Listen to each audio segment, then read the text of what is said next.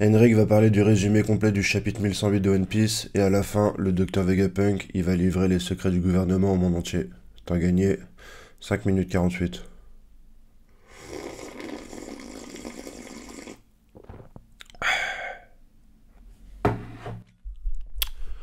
Yo les gars, salut, j'espère que vous allez bien. Bienvenue dans le résumé complet du chapitre 1108 de One Piece. Aujourd'hui, on va parler de la vérité, les gars. Parce que le mensonge prend l'ascenseur, mais la vérité prend l'escalier. Cette vérité qui a été cachée durant 800 ans, frérot, 800 ans, va être révélée par un vieux fou, un vieux schnock, qui a la même Pekou que Wam, et qui va dire les 4 vérités à l'intégralité du monde, ce qui peut mettre en ch'touille le gouvernement mondial. Si tu aimes cette chaîne, n'hésite pas à t'abonner. Pouce bleu, tu tambourines cette barre de pouce bleu, mon frérot. T'hésites pas, et puis tu mets en commentaire, mais ça, tu le fais tout le temps. Tu le fais tout le temps, t'oublies jamais. Donc merci, en tout cas, pour votre participation sur cette chaîne Henrik21. Merci beaucoup, mais je sais même pas comment vous remercier sur les retours que j'ai sur le clip que j'ai fait au Japon, Roi des Pirates, Glenna Jack, bien sûr. N'hésite pas à me soutenir sous cette vidéo, à remettre un commentaire, à la re-regarder, à la repartager. Si ça vous plaît, j'en ferai d'autres. J'ai adoré faire ça, j'ai adoré les retours, donc c'est vraiment avec plaisir que dans le futur, continuerai bien sûr à partager des petits raps sur One Piece. Les frérots, j'ai grave des idées, donc vraiment, si c'est quelque chose qui te plaît, n'hésite pas à aller le dire sous le clip de la vidéo. Encore une fois, si tu l'as déjà fait, parce que j'ai déjà eu énormément de soutien. Le chapitre, on a pas mal de nouvelles informations que je n'avais pas traitées hier, bien sûr, tu le sais, tu connais. On a donc la première page du chapitre sur Caribou qui doit se défendre, qui doit argumenter pour pouvoir rejoindre l'équipage de Barbe Noire, et qui dit à Van Hugger et à la chère Katarina qu'il a des secrets qu'il pourrait révéler concernant les armes antiques. On le sait, il ne les nomme pas dans le chapitre, mais on sait qu'il va très certainement parler de cela pour pouvoir un peu avoir une monnaie d'échange et rejoindre l'équipage de Barbe Noire. On n'a pas la réponse de Van Augur et de cette chère Katarina. On ne sait pas s'il l'embarque ou pas, très certainement que oui, mais en tout cas on a le suspense à ce niveau-là. La scène va changer, on va être sur l'intégralité des vice-amiraux qui sont là, qui pilotent un peu ce Buster Call et qui sont face à un problème. Les pacifistas avec leur bulle de savon renvoient l'intégralité de leur boulet de canon. C'est impossible pour eux de réussir, de mener à bien leur mission de Buster Caller cette île d'Egghead. Certains prononceraient Egghead. Je ne sais pas, mais voilà, ils sont dans la capacité de le faire. On a l'intégralité des noms de ces vice-amiraux. Il doit y avoir un Hullman, un Red King, enfin plein de noms comme tu connais. L'un d'eux chevauche les Sea Beast Weapon, les monstres marins du Dr Vegapunk, avec Dulce, et dit waouh, attention, il y a les géants qui attaquent, c'est la patatas fritas. Ces géants-là, ils sont chauds, ils vont nous péter la gueule. Et elle dit je sais, j'étais sous le gouvernement, sous les ordres du cher Saul. Donc on reparle de Saul, et on va reparler une deuxième fois de Saul, puisque les deux géants Druggy et Bruggy vont venir sur le champ d'action pour protéger Franky, qui va être attaqué par un des vice-amiraux qui a des lances grappins et qui a une attaque qui fait 10... il y a une unité de mesure, 10 Champa, 10 Peki, 10... je sais pas, mais en tout cas c'est une attaque puissante selon cette unité de mesure. Je crois que c'est l'unité de mesure du CP9, mais peut-être que je fais une erreur, donc n'hésite pas à me le dire en commentaire si j'ai encore une fois raconté n'importe quoi, bien sûr.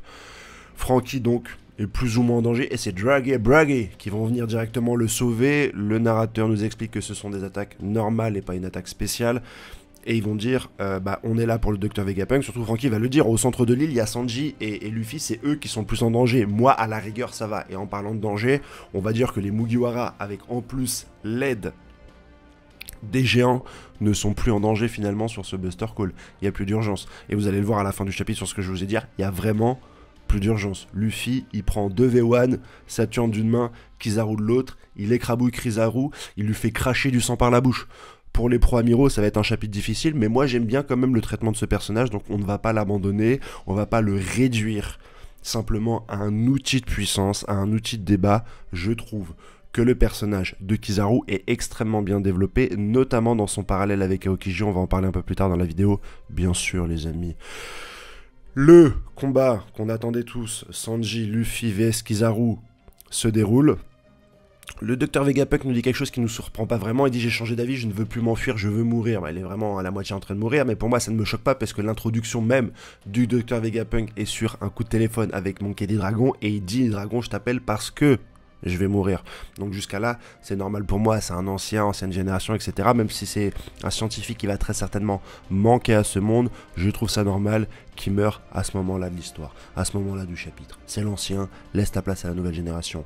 Luffy demande à Sanji d'aller courir pour protéger le docteur Vegapunk. Kizaru met un coup de pied à Sanji, ce qui va faire plaisir au Pro-Amiro, bien sûr. Et surtout, il va transpercer Vegapunk avec son épée de lumière. J'ai envie de te dire, c'est peut-être encore une Severus Rogue contre Dumbledore, mais c'est un argument que j'ai déjà utilisé envers Aokiji quand il a porté le coup final sur Garp. Et ça m'étonnerait qu'on ait 2 coups de Severus Rogue vs Dumbledore, coup sur coup, dans le même arc dans One Piece, mais en tout cas, on a, pour 2 des amiraux, leur moralité qui est mise à rude épreuve concernant leur loyalité. Comment on dit quand t'es loyal? Leur loyalitude envers la marine. Et les deux ont choisi leur mission. Garp s'est fait tuer par Aokiji.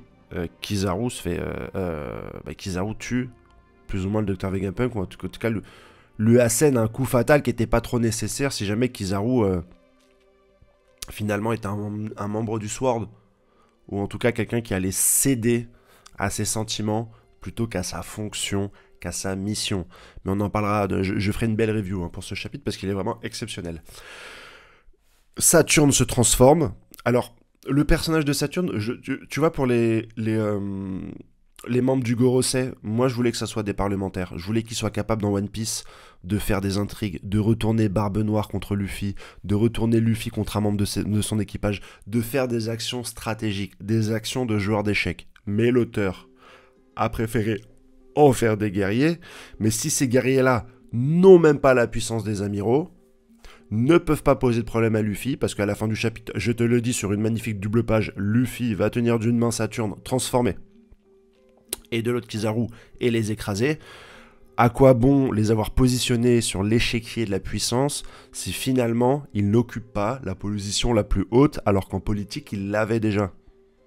Et que ça aurait été intéressant pour le lore de One Piece d'avoir des batailles d'ordre différentes, des batailles physiques comme on a depuis le début du combat, c'est-à-dire la bagarre, et peut-être des stratégies plus intellectuelles, mentales, perverses, malversations, qui auraient pu être effectuées par les membres du Gorosei si Oda les avait privilégiés dans l'écriture en tant que politiciens plutôt qu'en tant que combattant. On en parlera directement demain, bien sûr. Le clou du spectacle, bien sûr, c'est le docteur Vegapunk qui va dire des vérités. Alors je suis excité comme une puce et on en parlera demain, mais est-ce que nous on va l'avoir la vérité en même temps que le monde entier?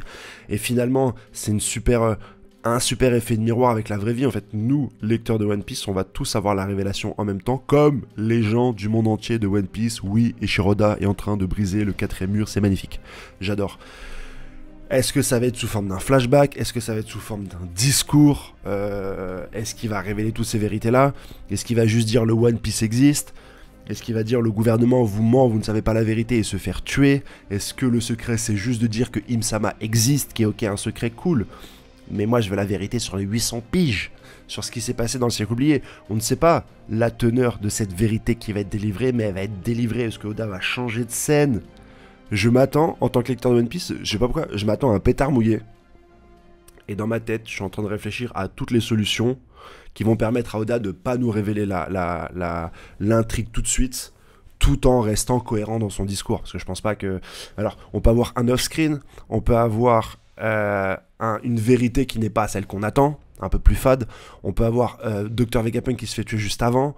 On peut avoir pas mal de choses. N'hésite pas à me dire en commentaire, dis-moi comment à ton avis Eiichiro-Oda va esquiver la question de mettre des révélations trop tôt dans One Piece. Voilà ce que j'ai envie de savoir. Voilà la question qui m'intéresse.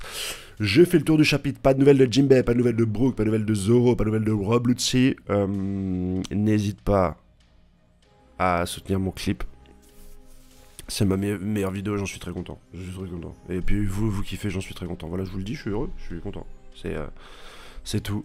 Passez une excellente journée. Demain, je vous concocte une belle vidéo sur tous ces points-là. Donc voilà, n'hésitez pas à alimenter en commentaire. J'ai encore pas mal de commentaires à lire que j'ai pas lu sur la vidéo de la semaine dernière, mais je vais tous les lire. On va répondre même certains en vidéo. J'ai commencé à le faire. Les commentaires les plus pertinents et tout, on va y répondre en vidéo. Il y a pas mal de choses intéressantes qui viennent de la commu. Gros bisous. Allez, ciao, bye bye.